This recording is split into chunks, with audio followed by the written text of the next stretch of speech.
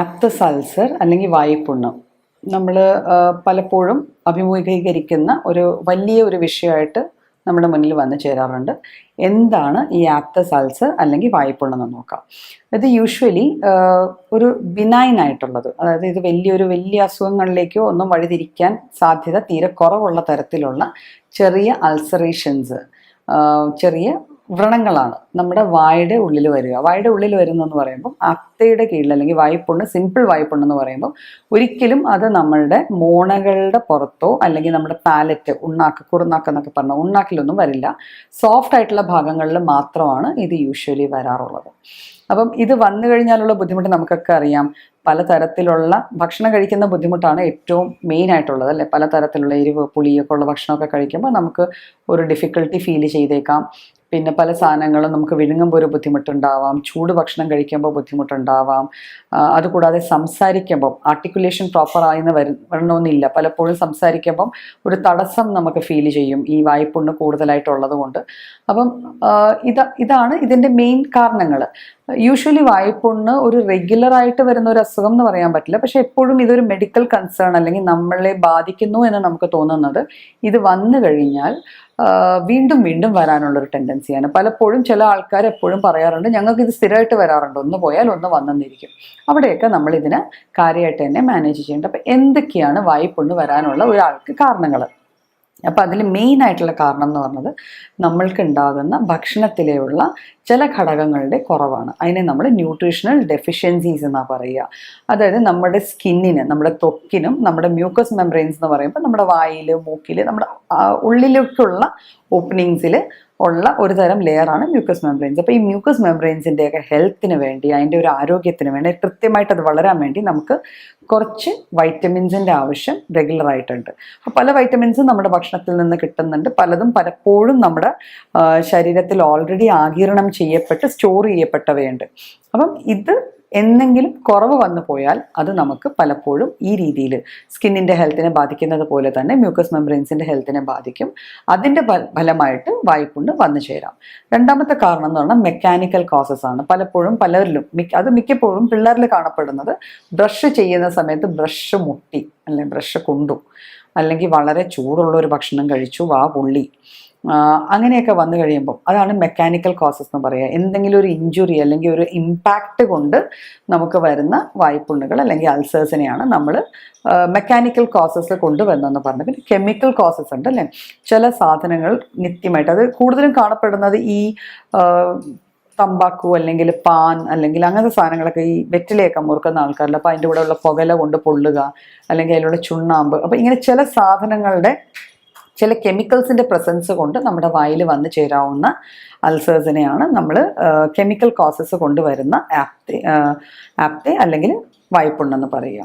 പിന്നെ ചില മരുന്നുകൾ, നമ്മൾ കൃത്യമായിട്ട് കുറേ മരുന്നുകൾ, ചില മരുന്നുകൾ ലൈക്ക് ആൻറ്റി എപ്പിലെപ്സി ഡ്രഗ്സ് ഒക്കെ കഴിക്കുന്നുണ്ട്. അങ്ങനത്തെ ചില മരുന്നുകൾ നമ്മൾ റെഗുലറായിട്ട് കഴിച്ചു വരുമ്പം ആ മരുന്നുകളുടെ ഒരു സൈഡ് എഫക്റ്റ് ആയിട്ടായിരിക്കും പലപ്പോഴും നമ്മുടെ വായ്പുണ്ണ് അല്ലെങ്കിൽ ആപ്തെ നമ്മുടെ വായിൽ കാണപ്പെടുക. പിന്നെ വരാവുന്ന കാരണങ്ങൾ ചില ഹോർമോണൽ റീസൺസ് വരാറുണ്ട്. ഹോർമോണൽ റീസൺസ് പറയുമ്പം പ്രഗ്നൻസി സമയത്ത് ചില ആൾക്കാർക്ക് കാണപ്പെടും, ചിലർക്ക് പീരിയഡ്സ് ആവണ സമയത്ത് ഒരു ആപ്തെങ്കിലും വായിൽ വരിക, ഇതൊക്കെ നാച്ചുറലായിട്ട്. പിന്നെ കോമൺലി നമ്മൾ കാണുന്ന സ്ട്രെസ് അൾസർ എന്ന് പറഞ്ഞൊരു സംഭവമുണ്ട്. അതായത് പരീക്ഷകൾ അടുക്കുമ്പോൾ പല പിള്ളേരുടെയും വായിൽ ഇതുപോലെ വന്ന് അവർ ഭക്ഷണം കഴിക്കാൻ പറ്റുന്നില്ല, ഭയങ്കര ടെൻഷൻ കൂടിയിട്ട് വരുന്ന വായ്പുണ്ണ്, അതിനെ നമ്മൾ സ്ട്രെസ് അൾസേഴ്സ് എന്നാണ് പറയാം. അപ്പോൾ വായ്പുണ്ണിൻ്റെ നമ്മൾ സിമ്പിളായിട്ടുള്ള സൈൻസ് ആൻഡ് സിംറ്റംസ് പറഞ്ഞല്ലോ. നമുക്ക് ഭക്ഷണം കഴിക്കാനുണ്ടാവുന്ന ബുദ്ധിമുട്ടുകൾ, ചില ഭക്ഷണം കഴിക്കുമ്പോൾ ഒരു അസ്വസ്ഥതകൾ തോന്നുക, ഇതൊക്കെയാണ് കോമൺ സിംറ്റംസ്. എങ്കിലും ലോങ് റണ്ണിൽ ഇതിങ്ങനെ ഉണ്ടായിക്കഴിഞ്ഞാൽ പലപ്പോഴും പല ഭക്ഷണങ്ങളും മാറ്റിവെക്കുന്നത് കൊണ്ട് തന്നെ മാൽ ന്യൂട്രീഷൻ വരാം, നമുക്കൊരു മാൽ നറിഷ്ഡ് കണ്ടീഷൻ വരാം. ഇതുള്ളത് കൊണ്ടുള്ള സംസാരിക്കുമ്പോൾ ആർട്ടിക്കുലേഷനിൽ വരുന്ന ഒരു ബുദ്ധിമുട്ട് കൊണ്ട് ഒരു ലാക്ക് ഓഫ് കോൺഫിഡൻസ് വരാം, പലപ്പോഴും ഡിപ്രഷൻ വരെ ഇതിൻ്റെ കൂട്ടത്തിൽ വന്നു ചേരാറുണ്ട്. അപ്പോൾ ഇതൊക്കെയാണ് വായ്പുണ്ണിൻ്റെ മെയിൻ ആയിട്ടുള്ള ലക്ഷണങ്ങളും കാരണങ്ങളും. അപ്പോൾ ഇതിനെ നമുക്ക് എങ്ങനെ കോമ്പാക്റ്റ് ചെയ്യാം? അപ്പോൾ ഫസ്റ്റ് തിങ് എന്ന് വെച്ചാൽ നമ്മുടെ ഓറൽ ഹെൽത്ത് മെയിൻറ്റെയിൻ ചെയ്യുക എന്നുള്ള, ഓറൽ ഹൈജീൻ മെയിൻറ്റെയിൻ ചെയ്യുക. ഓറൽ ഹൈജീൻ മെയിൻറ്റെയിൻ ചെയ്യണമെങ്കിൽ നമ്മൾ സ്വാഭാവികമായിട്ട് ഭക്ഷണം കഴിഞ്ഞ് 2 നേരവും രാവിലെയും വൈകുന്നേരവും പല്ല് നന്നായി തേക്കുക, വാ കഴുകുക, ഇതൊക്കെ നമ്മൾ സ്ഥിരം കുഞ്ഞുകാലം മുതൽ കേട്ട് വരുന്ന കാര്യങ്ങളാണ്. പക്ഷേ വായ്പുണ്ണുള്ള ആൾക്കാർ പലപ്പോഴും പേസ്റ്റിൻ്റെ ഉപയോഗം കുറയ്ക്കേണ്ട അവസ്ഥ വരാറുണ്ട്. പേസ്റ്റിലുള്ള ചില കെമിക്കൽ ഘടകങ്ങൾ നമ്മുടെ വായ്പുണ്ണ് കൂട്ടാൻ ഈ അസുഖം ഉള്ള ഒരു വ്യക്തിക്ക് അത് കൂട്ടാനുള്ള സാധ്യത ഉണ്ടാക്കാറുണ്ട്. അപ്പം അതുകൊണ്ട് ആ ഒരു കാലയളവിൽ ഇപ്പം മൗത്ത് വാഷ് ചേർന്ന പേസ്റ്റുകൾ അല്ലെങ്കിൽ കുറച്ചുകൂടെ സ്ട്രോങ് ആയിട്ടുള്ള പേസ്റ്റുകൾ അപ്പം അത് അവോയ്ഡ് ചെയ്യാൻ നോക്കുക. നമുക്ക് നാച്ചുറലായിട്ട് കിട്ടുന്ന ചില സാധനങ്ങൾ ഉപയോഗിച്ച്, ഇപ്പം മാവല ഉപയോഗിച്ച് പല്ല് തേക്കാറുണ്ട്, ആര്യവേപ്പിൻ്റെ ചെറിയൊരു കമ്പ് ഉപയോഗിച്ച് പല്ല് തേക്കാറുണ്ട്, ഒന്നുമില്ല ഉമിക്കരി ഉപയോഗിച്ച് പല്ല് തേക്കാറുണ്ട്. അപ്പോൾ ഇങ്ങനത്തെ സംഭവങ്ങൾ യൂസ് ചെയ്യാമെങ്കിൽ നമ്മുടെ ഓറൽ ഹൈജീൻ കുറച്ചുകൂടെ മെയിൻറ്റെയിൻ ചെയ്യാൻ പറ്റും. നമുക്ക് വായിൽ ഓൾറെഡി നമ്മളെ ഹെൽപ്പ് ഔട്ട് ചെയ്യാൻ കുറച്ച് ബാക്ടീരിയാസ് ഉണ്ട്, കുറച്ച് ഫ്ലോറ നമ്മുടെ വായിൽ തന്നെ ഉണ്ട്. അപ്പോൾ പലപ്പോഴും ഈ കെമിക്കൽസിൻ്റെ യൂസ് കൊണ്ട് അതില്ലാണ്ടാവുകയും മൗത്ത് വാഷ് ഒക്കെ യൂസ് ചെയ്ത് കഴിഞ്ഞാൽ ചിലർക്ക് വായ്പുണ്ണ് വരാറുണ്ട്. റീസൺ ഇതാണ്, അതായത് നമ്മളുടെ ഹെൽപ്ഫുൾ ആയിട്ടുള്ള ബാക്ടീരിയാസ് നശിഞ്ഞു പോവുകയും അത് കാരണം ഓപ്പർച്യൂണിസ്റ്റിക് ആയിട്ടിരിക്കണം, അത് ഇവർ നശിയാൻ കാത്തിരിക്കുന്ന കുറച്ച് ഹാംഫുൾ ആയിട്ടുള്ള മൈക്രോബ്സ് കാണും. ഇവയെല്ലാം കയറി നമുക്ക് ഈ തരത്തിലുള്ള ഇൻഫെക്ഷൻസ് ഒക്കെ തരാം. പിന്നെ ഇതിൻ്റെ ഒരു വലിയ ഒരു സൈഡ് കോംപ്ലിക്കേഷൻ എന്ന് പറഞ്ഞാൽ ഹാലിറ്റോസിസ്, അല്ലെങ്കിൽ നമ്മുടെ വായിൽ ദുർഗന്ധം വമിക്കാൻ തുടങ്ങും ഈ വായ്പുണ്ണ് ഒരു പരിധി കഴിഞ്ഞ് കുറയുമ്പോൾ. അപ്പോൾ അതും നമ്മുടെ ഒരു എസ്റ്റീമിനെ അല്ലെങ്കിൽ നമ്മുടെ ഒരു കോൺഫിഡൻസിനെ കുറയ്ക്കുന്ന ഒരു കാര്യമാണ്. പലപ്പോഴും പലരുടെയും മുന്നിൽ ചെന്ന് സംസാരിക്കാൻ പറ്റാണ്ട് വരിക, സംസാരിക്കാൻ ഒരു ബുദ്ധിമുട്ട് തോന്നുക.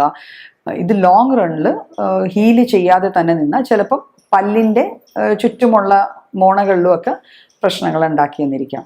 അപ്പം ഇതൊക്കെയാണ് വായ്പുണ്ണ് നമ്മൾ വന്നു കഴിഞ്ഞാലുള്ള ബുദ്ധിമുട്ടുകൾ, നമുക്ക് മാനേജ് ചെയ്യാൻ പറ്റുന്ന സാധനങ്ങളും. പിന്നെ നമ്മൾ അതിന് ചെയ്യേണ്ട കാര്യം ഞാൻ പറഞ്ഞല്ലോ, ഓൾറെഡി വൈറ്റമിൻസ് റിച്ച് ആയിട്ടുള്ള, അതിൽ vitamin C, vitamin A, vitamin E and K, ഇത് നമ്മുടെ മ്യൂക്കോസ് മെംബ്രെയിൻസിനെയൊക്കെ ഹെൽപ്പ് ചെയ്യുന്ന സാധനങ്ങളാണ്. അപ്പോൾ അതിൽ വരുന്ന ഭക്ഷണ സാധനങ്ങൾ, അതായത് പുളിപ്പുള്ള പച്ചക്കറികളും പഴവർഗ്ഗങ്ങളും, ക്യാരറ്റ് പോലെ വൈറ്റമിൻ എ അടങ്ങിയ ക്യാരറ്റ് പോലത്തെ ക്യാരറ്റ്, പപ്പായ, ഈ ടൈപ്പ് ഓഫ് ഫുഡൊക്കെ നമ്മൾ ഇൻക്ലൂഡ് ചെയ്യുക.